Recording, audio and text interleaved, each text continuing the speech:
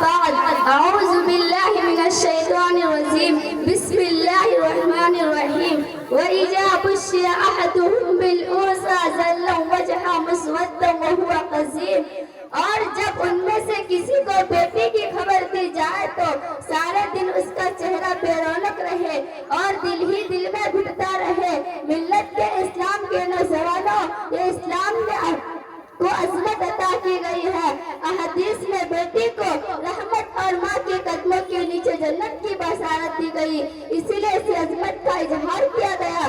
بیویوں کے ساتھ حسن سلوک کی تعلیم دی گئی، لیکن بدقسمتی سے ہمارے معاشرے کے بہت سے علاقوں اور طبقوں میں آج بھی لڑکی کو ایک بوجھ اور مصیبت سمجھا جاتا ہے۔ اس کے پیدا ہونے پر بچہ خوشی کی افرادگی اور غمی کی فضا پائیدار ہو جاتی ہے۔ اسلام سے قلب اور من کی سخت دلی دستان تاریخ کو اوراق میں پڑھتے ہیں تو کلیجہ منہ کو آتا ہے۔ اس دور میں کلیجہ منہ کو آتا ہے، اس کے صنف ناصر کے ساتھ کیا کیا سلوک کیا گیا، اس بیچاری بادشاہ کو تصور کیا جاتا تھا، اس کا یہ حق بھی نہیں سمجھا جاتا تھا کہ اس کو زندہ رہنے دی جائے۔ بہت سی سخت دلی باپ خود اپنے ہاتھوں سے اپنی مہمانوں بچوں کا گلا گھونٹ کر ان کا خاتمہ کر دیتے تھے یا ان کو زندہ زمین میں دفن کر دیے تھے۔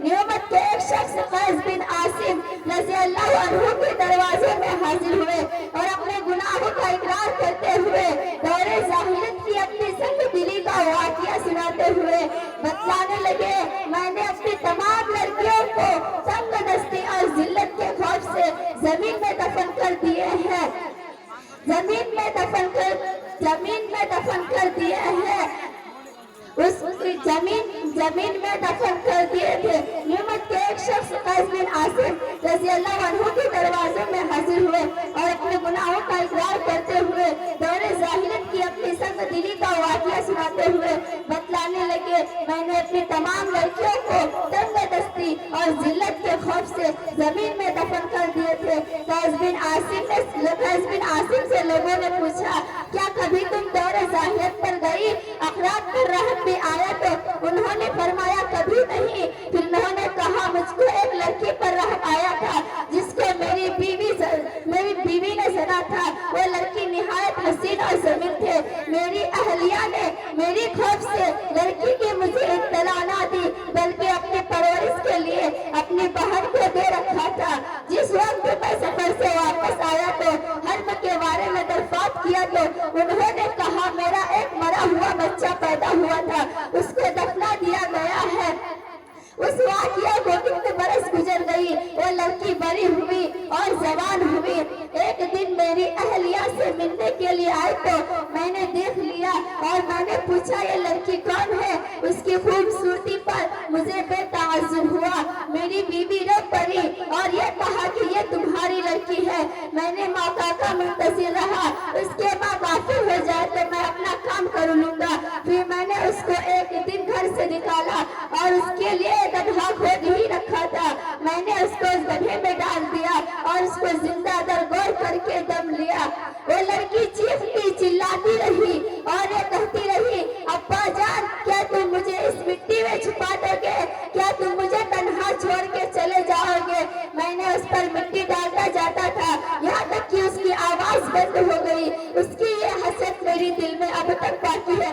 محترم بزرگوں اور دوستوں، اس تاریخ دور میں پروردگار عالم کی سنت نازل کے ساتھ دعا قبول فرمائے۔ دیا روشن کرو تو دور گھر کی تیرگی ہوگی، پڑھاؤ اپنے بچوں کو گھروں میں روشنی ہوگی۔ دیا روشن کرو تو دور گھر کی تیرگی ہوگی، پڑھاؤ اپنے بچوں کو گھروں میں روشنی ہوگی۔ ترقی کی کوئی منزل بنا تعلیم نہ ممکن، اگر سیڑھی نہ ہو تو چھت پر چلنا بے بسی ہوگی۔ کوئی بھی قوم باقی رہ نہیں سکتی بنا تعلیم، خود اپنا حق نہیں پہچان سکتے ہیں بنا تعلیم۔ بنا تعلیم ہم مٹ گئے تو یہ خودکشی ہوگی۔ پڑھاؤ اپنے بچوں کو گھروں میں روشنی ہوگی۔ اندھیروں کے طرف مت جھانک، ان نونہالوں کو جمالوں کو عوض مت چھوڑ، ہرگز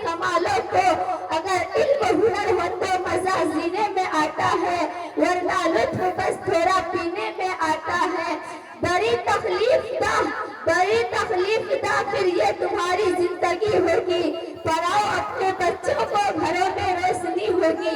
ہماری ماؤں کی گود اصل تعلیم گاہ ہے، انہی کی قوم کی آنگن میں تعمیر گاہ ہے، پڑھی لکھی تبھی دانش وہ بیٹی ماں لکھی پڑھی ہوگی۔ فاران کی چوٹی سے ہدایت کی کرنیں پھوٹ پڑی اور تاجدار مدینے میں احمد ہوئی، تو آپ صلی اللہ علیہ وسلم عورتوں کے حق میں وہ مثالی قانون لے آئے جس کی نظر تاریخ عالم میں نہیں ملتی تھی۔ آپ نے عورتوں کو وراثت میں نجات بخش دی، لڑکیوں کو زندہ درگور کرنے کی رواج کو ختم کیا، وراثت عورتوں اور مردوں کو وراثت میں صرف کیا، مختلف موقع پر مردوں اور عورتوں کی حالات مختلف اور مردوں اور عورتوں کے ساتھ حسن سلوک کی حقوق ادائی گئی اور بہتر معاشرات کی ترغیب دی۔ میرے آقا کا فرمان ہے، اولاد کے لیے ماں کی خدمت حج و ثواب اور جہاں سے افضل ہے، یہاں تک فرمایا ماں کی قدموں کے نیچے جنت ہے، الجنت تحت اقدام الامہات، ماں کے قدموں کے نیچے جنت ہے۔ قدموں کا جب یہ درجہ ہو تو اس مقدس ماں کا کیا درجہ ہوگا؟ گلشن اسلام کے لو نہالو، یہ اسلام ہی ہے جس نے عورتوں کو اتنا بلند مقام عطا کیا، ورنہ دے کر تو کون کو جن انسان سے ہی حاضر کر دیا تھا۔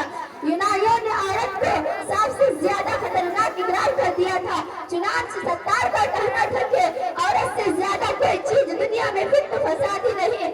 یوحنا کا قول ہے، عورت سر کی بیٹی ہے، امن و اسلام کی دشمن ہے، عیسائیوں سے بڑی حکومت رومت الکبریٰ میں عورتوں کی حالات لندن سے بدترین تھے، ان سے جانوروں کی طرح کام لیا جاتا تھا، یہ دن تھا کہ اس کو آرام کی ضرورت نہیں ہے، معمولی مصیبت پر انہیں ذبح کر دیا جاتا تھا۔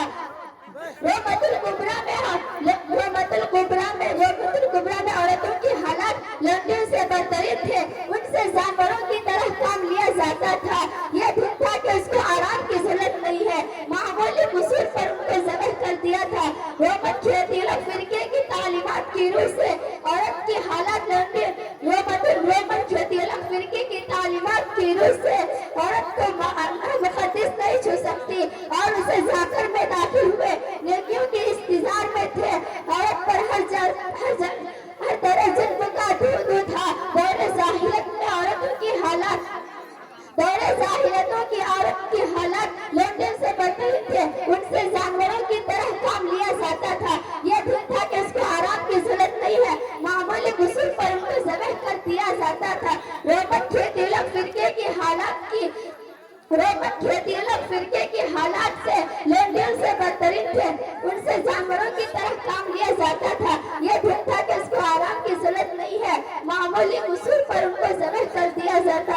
رومن کھیتیلو فرقے کی تعلیمات کی روح سے عورت کو اعلیٰ مقدس نہیں چھو سکتی اور اسے جاکر میں داخل ہوئے نیکیوں کے انتظار میں تھے۔ عورت پر ہر طرح ظلم کا دودھ تھا۔ دور ظاہریت کی ذائع باندانی میں مختلف تھی۔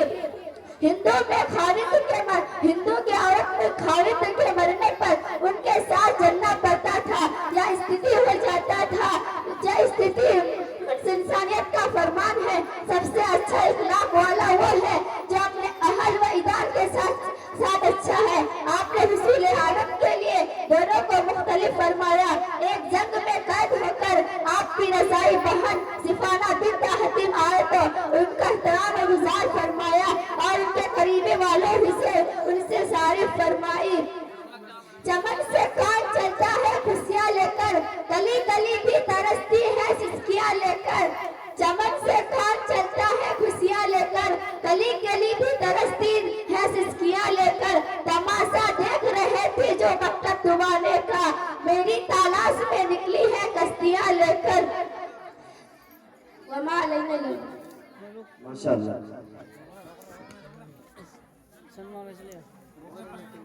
معزز سامعین، ابھی آپ کے سامنے